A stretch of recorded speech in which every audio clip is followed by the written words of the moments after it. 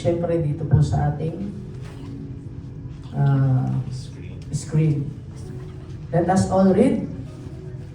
But while they were on their way to buy the oil, the bridegroom arrived.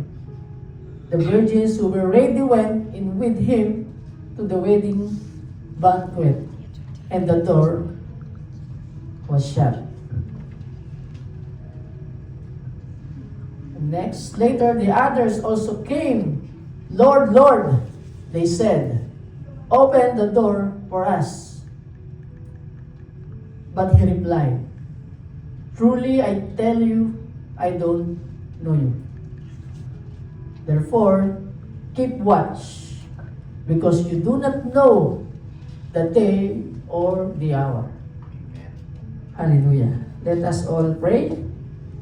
Heavenly Father, maraming salamat po muli, Panginoon. Dito, Panginoon, sa salita mo na mapapag-aralan muli namin ngayon, Panginoon. I pray and I declare, Panginoon, na lahat kami, Panginoon, ay matututo sa iyong salita, Panginoon. Ito ay salita mo, Lord, at ang salita mo ay buhay, Panginoon. Nawa, Panginoon, hindi ito bumalik sa iyo ng empty, Panginoon, kundi ito ay lumago sa puso ng bawat isa, Panginoon. Ito ay hindi salita na kung saan lamang nakuha, Panginoon, kundi ito ay salita mo ng buhay, Panginoon, na may kakayanan, Panginoon, na baguhin ng puso at isipan ng isang tao, Panginoon, at matupad at gawin ang kalooban mo, Panginoon. Lord, salamat, Panginoon. Let your Holy Spirit, Lord, hallelujah, ang siyang manguna sa amin.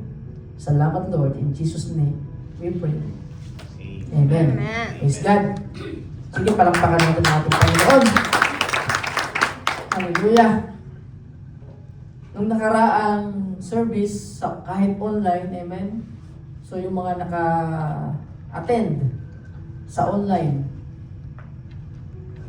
I know, natuto po tayo doon about sa parable of the talent. Amen. So tonight, ito po ay isa ring parable na binigay ng ating Panginoon. Now, ang tangi lang pong makakapag-explain ng totally meaning ng parable ay walang iba kundi ang Panginoon, the Holy Spirit. Amen po. Sabi nga, ang kaalaman natin ay napakaliit kung ikukumpara sa kaalaman ng ating Panginoon. Amen? So, bahagya lang yung ating kaalaman. So, let us, hallelujah, open our heart at yung ating mga isip, ating pandinig, at hayaan natin yung banal na spirito yung siyang kumausap sa atin at siyang magturo sa atin lahat. Amen po? So ito po yung parable of the 10 virgins. Sino po pamilyar na dito sa parable na ito? I know lahat tayo napapag-aralan ito sa mga Bible study, prayer meeting, at even sa service. Amen? Marami po tayong matututunan dito tungkol sa 5 na wise at 5 na fools. So, 2 klase ng tao na nag-aantay saan? Sa pagbalik ng ating Panginoon. Titingnan natin at babasahin ng parable. Amen. Buksan natin ang ating aklat, Matthew chapter 25. Matthew. Pasensya na po at wala akong ngayong presentation. At this is the Word of God. Amen. Verse 1, at that time, the kingdom of heaven will be, yung sinabi dito, like 10 virgins. So, ito ay illustrating, ini-illustrate ng ating Panginoon sa pangalawang pagbalik ng ating Panginoon. Ano pong inaantay natin? Bakit tayo ay nandito pa hanggang ngayon? Jesus. Kung wala po tayong inaantay, parang wala rin po tayong purpose. Kung wala tayong Panginoon na inaantay. Amen po? Hallelujah.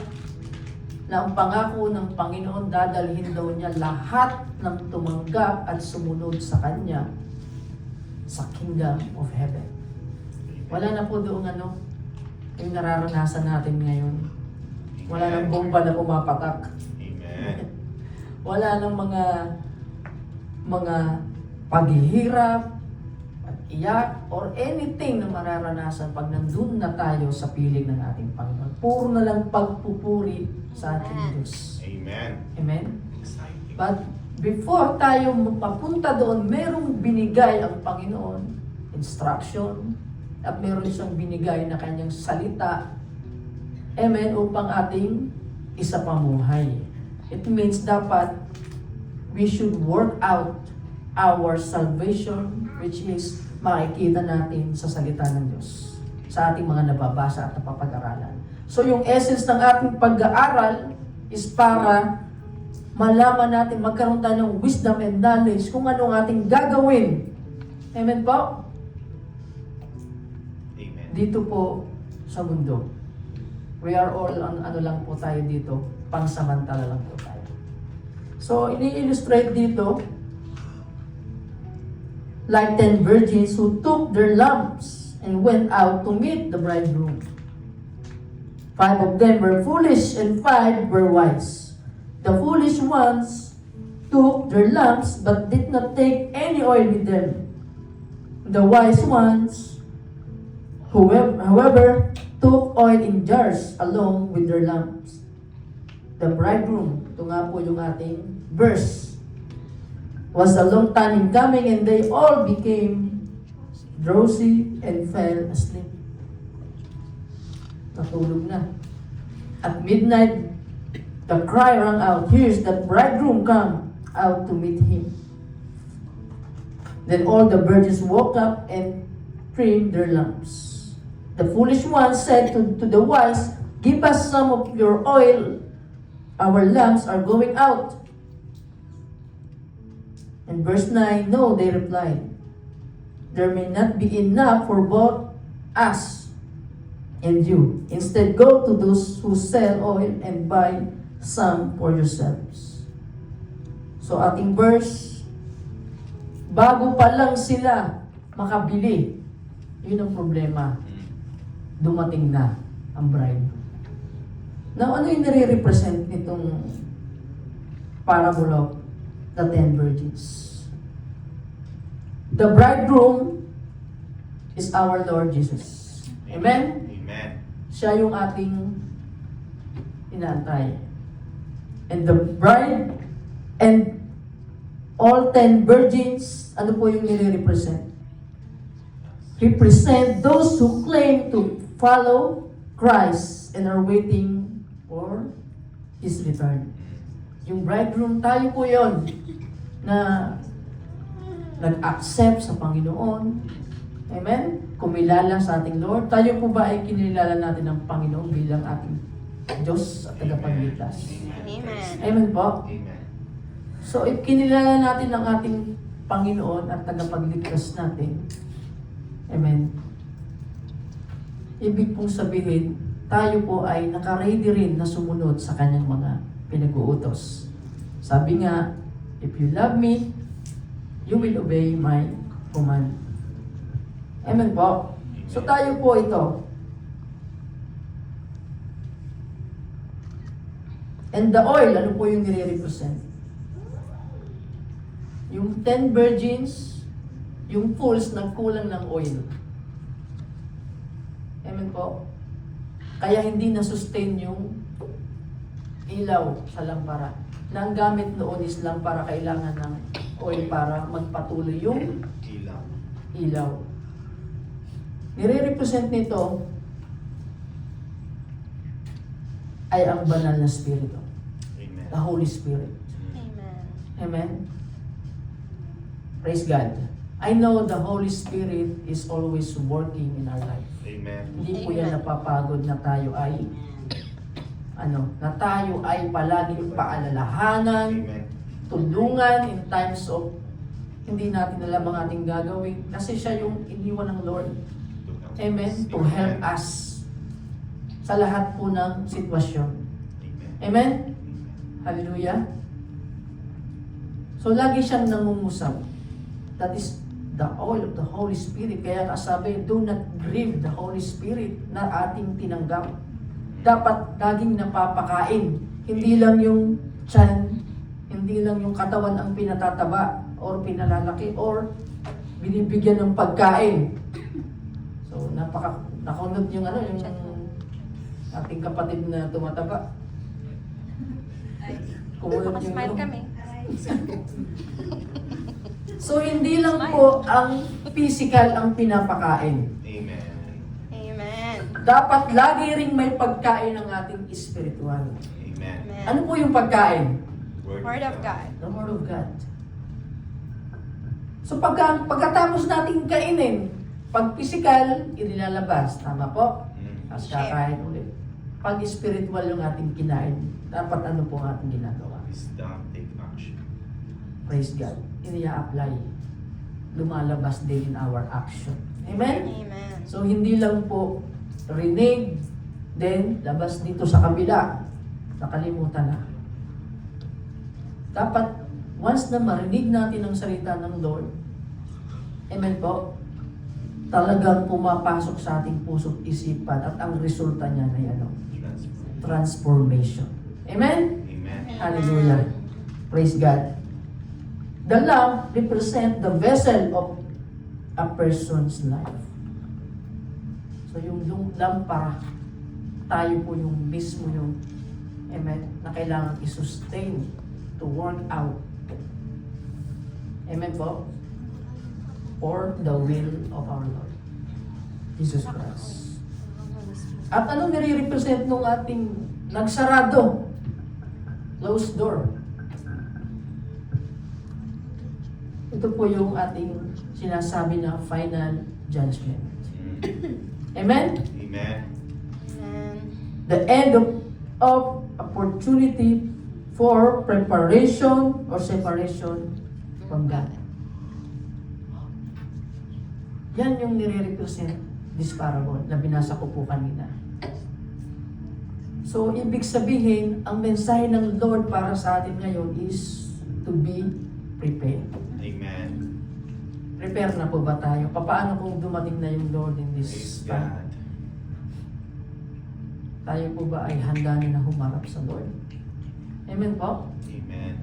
Kung hindi pa po prepare, let us be prepared. Thank you, Lord. Kaya po tayo nabubuhay, alam niyo po yung dahilan bakit tayo nandito pa rin. Bakit tayo hindi nasabugan? Praise Bakit God. hindi tayo, ano po ang dahilan? Dahil meron pa po tayong purpose. Amen. Amen? Amen. Hallelujah.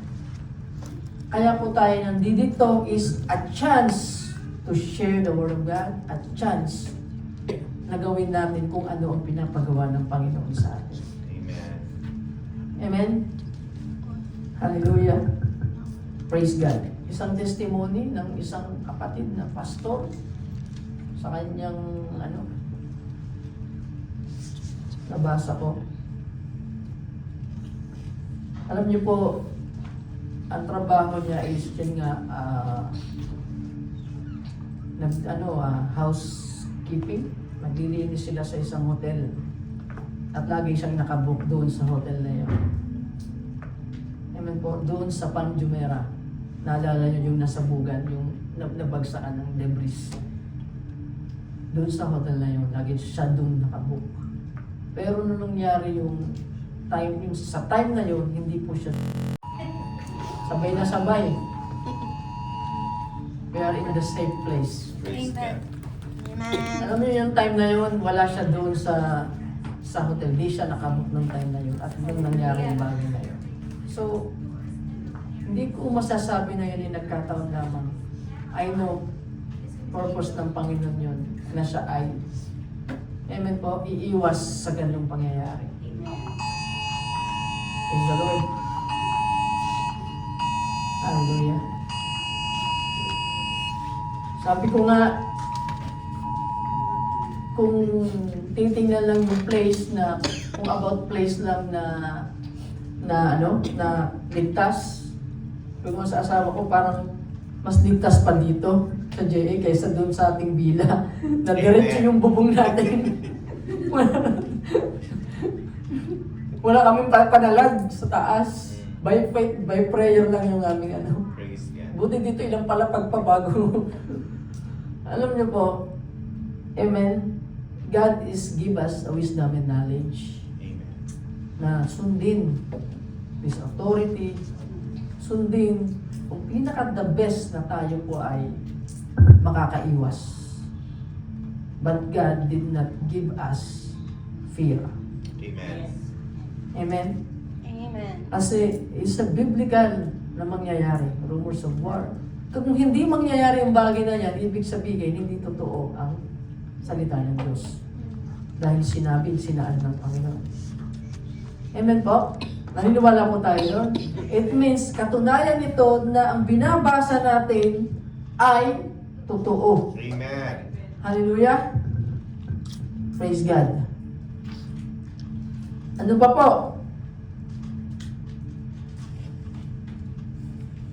Merong tinukoy kanina sa nabasa natin po na parable, two kinds of believers who wait the second coming of Jesus, our Lord. Yan, nakalagay pala. Praise God. So, ating munang illustrate itong foolish. Sabi nga, the 5 wise and the 5 foolish.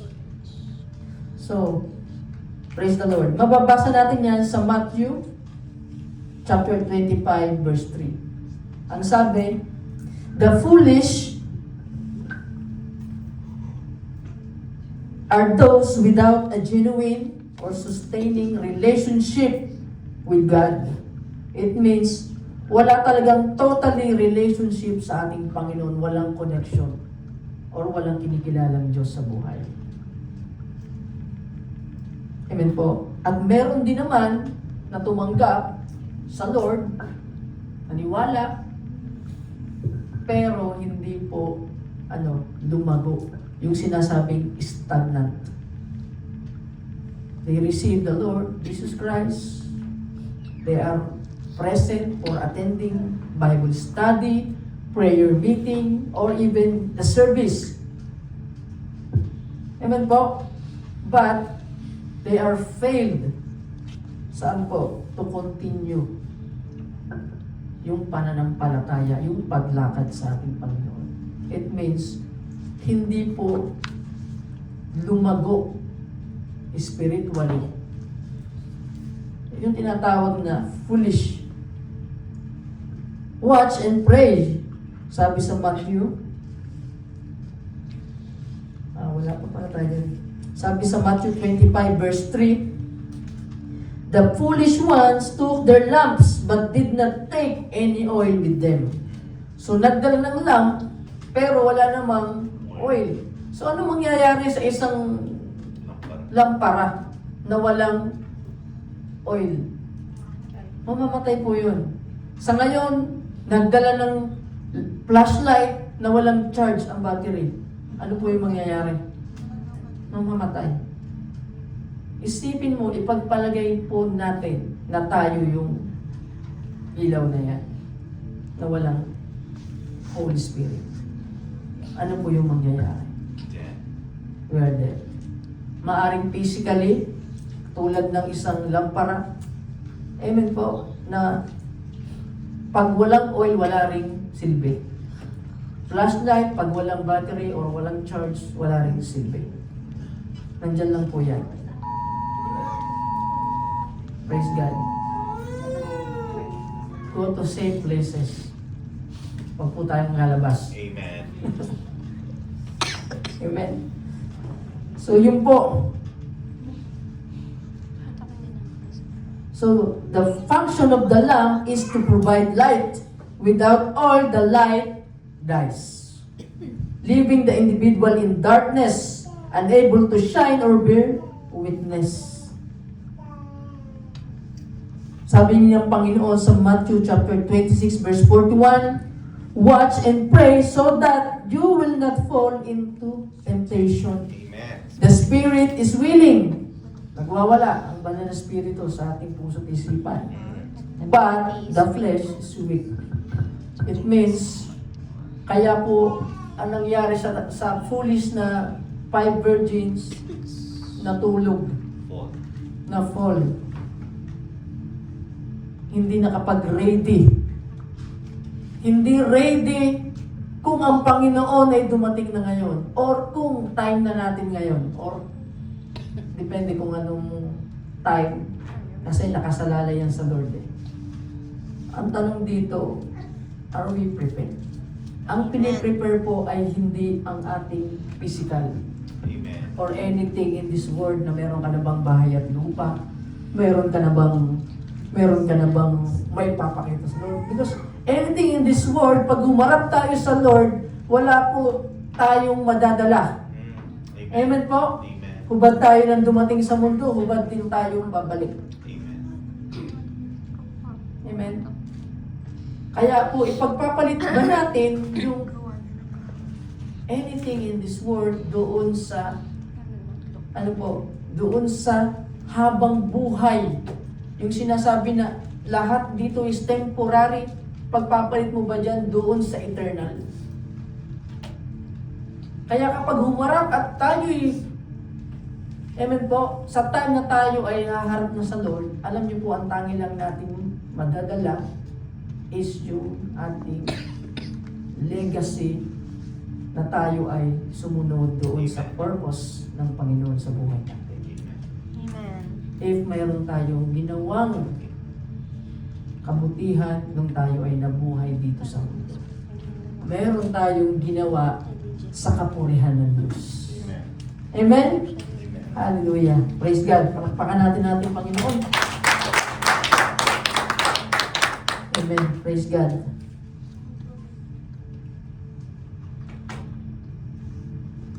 We should remain in Jesus and always connected. So pag sinabing remain in Jesus, ibig sabihin po, nananatili tayo sa presensya ng Panginoon. Nananatili yung connection natin sa Panginoon. Hindi nawawala ang prayer life, hindi nawawala ang pagpupuri sa Diyos. At syempre, hindi rin nawawala yung ginagawa nating action, na which is yung mga natutunan natin. Kaya po, always dapat connected tayo sa Panginoon. Dahil without connection sa Lord, hindi po tayo magbubunga. Amen. Parang puno na hindi nadidiligan. Amen? Amen. Hallelujah. Sabi sa John chapter 15 verse 6, if you do not remain in me, you are like a branch that is thrown away and withers. Such branches are picked up, thrown into the fire, and burned. Kapag ang isang sanga ay naputol doon sa puno, ang mangyayari doon, mamamatay, malalanta. Amen po? Same as sa ating, yung puno ay ang ating Panginoon. Kapag tayo ay naputol, which is nawala ang connection sa ating Panginoon, tayo rin po ay katulad ng isang sanga na mamamatay at malalanta. Amen po? Hallelujah? Naniniwala po tayo doon? Amen. Amen. Tingnan nyo, subukan natin na I know naranasan nyo na yung mawalay sa presensya ng Panginoon. Ano yung pakiramdam? Ano yung pakiramdam na wala kang... Super empty. Amen po? At ano rin yung pakiramdam na parang pumupunta ka lang but wala ka namang natututunan? Kasi wala kang sinasapuso or wala kang ini-apply. Paulit-ulit lang din. Dahil mag-a-activate niya sa buhay natin once na ginagawa natin. Amen. Amen? So hindi assurance that we are coming in the church. Amen po, hindi assurance yung we are praising God. Nowadays, marami na yung gustong magpasikat kaysa talagang gawin ang kalooban ng Diyos. Marami na yung gustong ng position imbes na gawin kung ano ang pinag-uutos ng Lord. Jesus came to serve but not to be served. Amen po? Amen. So kung siya mismo na Panginoon natin ay nagsiserve, it means dapat meron din po tayong palaging ginagawa na daily or kapag gising natin sa umaga, ano Lord yung ipapagawa mo sa akin? Like isang servant na isang servant life na hindi natin iniisip, hallelujah, na palagi yung mga bagay kung anong bagay na meron sa mundo. Kundi ang iniisip natin kung anong bagay na magagawa natin pleasing sa ating Diyos. Amen. Hallelujah. Praise the Lord. So, yung binanggit kanina, many Christians start their journey with enthusiasm but fail to maintain their faith. Mm. Amen po, nung una, mahal na mahal mo yung Panginoon. Mahal na mahal mo ang gawain for the Lord. Mahal na mahal mo yung pagsiserve sa Panginoon. Kahit magpuyat ka for the glory of God. Pag-evangelism, grabe. Pagsiserve sa Lord, kahit paus ka, or kahit ano pang yung pinagdadaanan, you will come to serve the Lord. Amen. Pero ang problema, amen po, minsan sa isang Kristiyano hindi nasusustain. Nawawala na yung amor na gawin kung ano yung pinag-utos ng Lord. Nagiging stagnant. Kasi ang pinakamahirap is to maintain. Tingnan mo kapag you will start sa work, kapag ikaw ay babagong simula at galak na galak ka, enjoy na enjoy ka sa trabaho. Amen po? So, nandun pa yung sigasig mo. Pero once na hindi mo na maintain, nagsawa ka sa iyong ginagawa, or hindi mo ina-acknowledge yung isang trabaho na ang laki ng impact sa buhay mo na itutulong, ano po nangyayari? Nagiging tamad. Amen po? Hirap na hirap ng bumangon. Late. Kaya ang nagiging resulta rin is ganun din po sa ating Panginoon. We are called to serve. Amen. We are called to become disciple, not only a believer. Amen po? Amen. Hallelujah. Kaya tingnan mo palagi kung babasahin mo buong parable, always dyan is serving, serving, serving. Amen. Wala dyan stagnant. Ang opposite noon ay ano po? Walang middle. Ang opposite ay itatapon pagdating ng araw. Dagat-dagatan apoy. Lalo na meron tayong calling sa ating Lord. Sabi ng Panginoon, hindi mo ako pinili, pero ikaw pinili ko. Amen? Amen. Hallelujah! Praise God! Matthew chapter 24 verse 48 to 51. Inig po, inig. Praise the Lord. Hallelujah.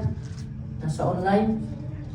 But suppose that servant is wicked and says to himself, my master is staying away a long time. Matagal pa ang pagbabalik ng Lord. Ang mga ganyang words. Ano? And he then begins to beat his fellow servants and to eat and drink with drunkards. It means, hindi niya na-maintain. As a Christian, hindi na-maintain yung fire. Tulad ng isang 5 virgin, walang oil. It means, spiritually, hindi niya napapakain. Hindi nasusustain. Ito yung nangyayari po. Hallelujah. Nagkakaroon ng action na taliwas sa gusto ng Panginoon. It means, nakakagawa na ulit. Yung mga bagay na isinuko, bumabalik ulit at ginagawa na ulit. Like, yung sinasabi na aso, bumabalik sa kanyang sinukahan. So yung mas Christians or believer na naging devoted sa Lord, may prayer life, amen po, at masigasig to serve the Lord. Pero on that, running bilang Christian, nag-stumble, na-stagnant for all kinds of circumstances, worry. Ano pa? Minsan, even yung inaakala na blessing, yung pala minsan, yung magdadala sa'yo sa hukay, which is naaagaw yung attention natin to serve the Lord. Amen po? Amen. So, always sustain our spiritual life. Napaka-importante po nito. Amen. So, the master of the servant will come on a day when he does not expect him. And at an hour, he is not aware of. Darating yung master, darating ang Lord. Sino nakakaalam ng pagdating ng Panginoon? I know, wala. Amen? Amen. Dahil sinabi ng Lord, darating siya nang hindi natin ini-expect. Amen. At oras na hindi tayo aware. Hallelujah. So kung ang pagdating ng Lord or yung buhay natin mismo hindi natin alam, pero alam natin na mayroong destinasyon, which is heaven and hell. Sino gusto mapunta sa hell? I know wala, tama po. Amen. Lahat tayo gusto natin makarating sa heaven. Amen. Hallelujah. So, ine-emphasize dito na we should be prepared. Praise the Lord. Hallelujah. He will cut him to pieces and assign him a place with the hypocrites, where there will be weeping and gnashing of teeth. Huwag nawa mangyari sa mga servant ng Panginoon. Hallelujah. So kung alam mo ang pagdating ng ating Panginoon, syempre, praise God, kung alam mo rin na siya'y darating, syempre lagi tayo magpe-prepare, tama? Amen. Praise God. Tulad sa isang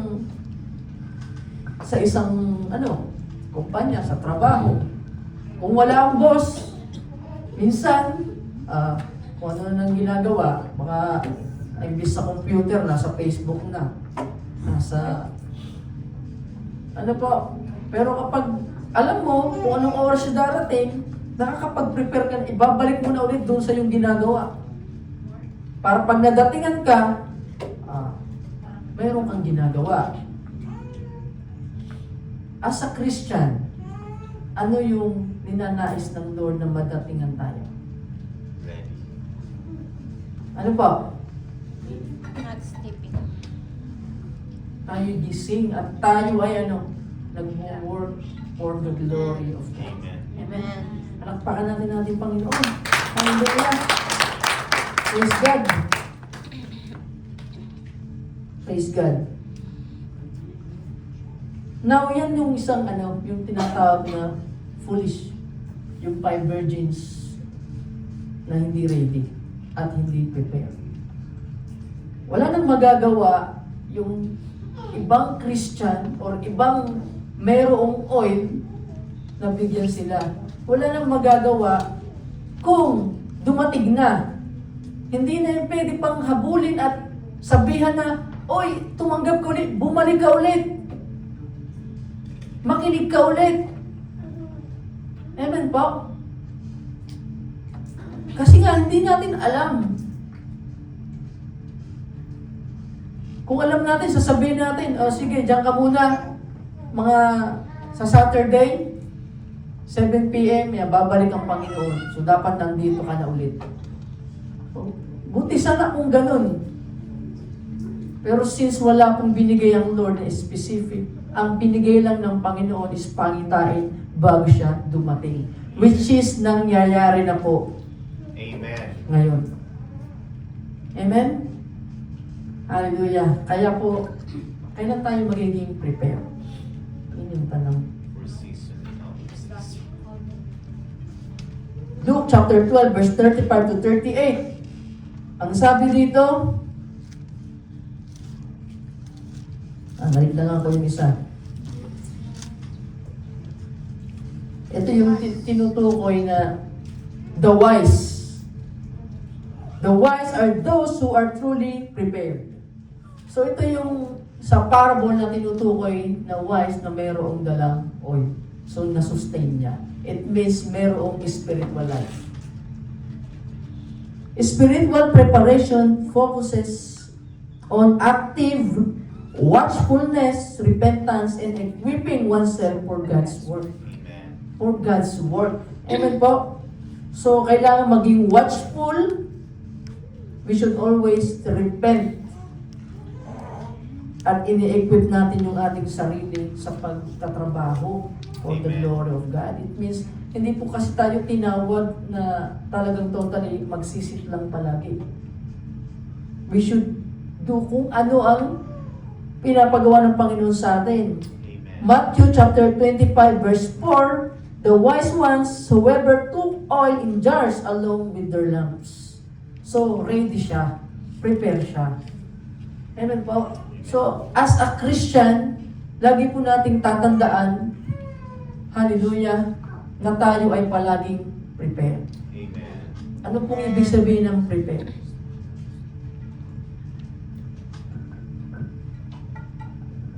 Prepare means tayo pong lahat ay ready na kapag dumating ang Lord, amen po, alam natin na di po tayo nakukondem sa ating sarili na tayo ay, hindi saved.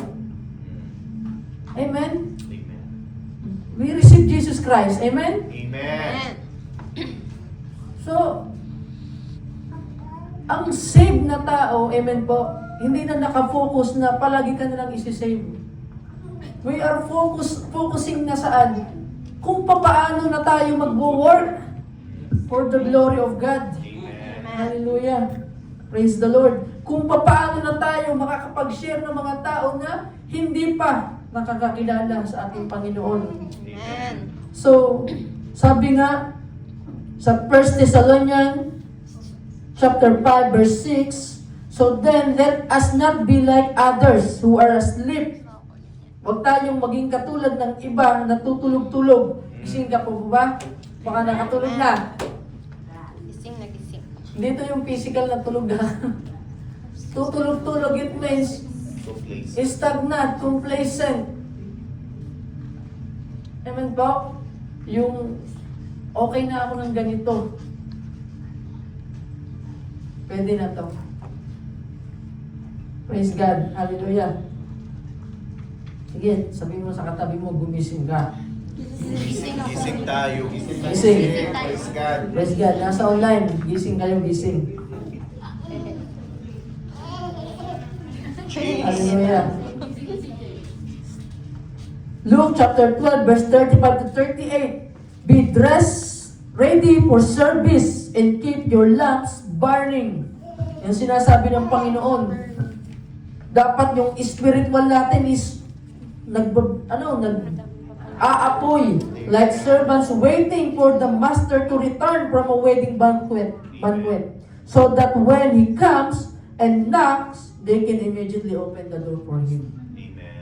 Yun yung sinasabi ng Lord. We always prepare, we are ready na yung spiritual natin ay palaging busog. Amen. Amen po? Hallelujah! Kapag kumatok ang Lord, then madali mo mabubuksan, madali ka maharap sa ating Panginoon. So it will be good for those servants whose master finds them watching when he comes. Praise God. Be watchful. Truly, I tell you, he will dress himself to serve. Will have them recline at the table and will come and wait on them. Amen. Amen. It will be good for those servants whose master finds them ready, even if he comes in the middle of the night or toward daybreak. Kahit anong araw, anong oras, amen po, mas mabuti, mas maigi na tayo ay laging handa sa kanyang Amen. pagbalik. Palakpakan natin natin, Panginoon. Hallelujah. Praise God. Praise God. So ano ang dapat nating i-prepare? We should prepare our hearts and our minds na tayo ay ready anumang oras. Amen po, na ang Panginoon ay dumating. Amen. Kaya tonight, praise the Lord, hindi mo na masyadong habaan yung ano. We need each other to pray. Amen. Be watchful and always follow the will of the Lord in our life.